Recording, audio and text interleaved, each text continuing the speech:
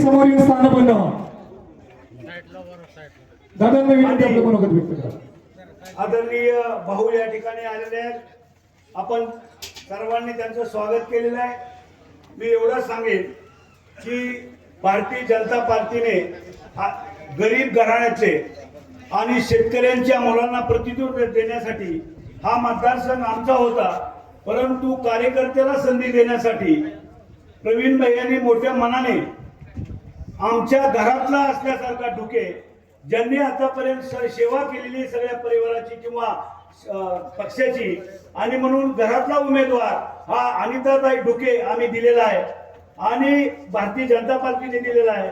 आणि चितळकर आज सर्वसामान्य शेतकरी घरातला आणि सर्वांना बरोबर घेऊन जाणारा, अतिशय उत्तम असा दुधाचा धंदा करणारा, त्यांचं 12,000 लिटर दूध रोज 500,000 लोकांचा प्रपंच करणारा असा उत्तम चितळकर दिलेला आहे. आणि या पंचायत समितीमध्ये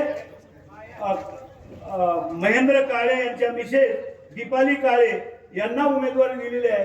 त्या तिघाचंही चिन्ह कमळ आहे आणि कमळाच्या समोरचं बटन दाबून आपण प्रचंड मताने विजय करावं एवढीच विनंती करतो.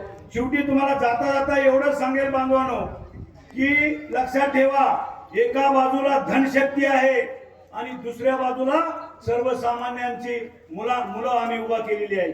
एका बाजूला कॉन्ट्रॅक्टर आहेत, पैसा आहे, सगळं आहे, मलिदा आहे, आणि दुसऱ्या बाजूला खुरपणारी महिला आम्ही उभा केलेली आहे.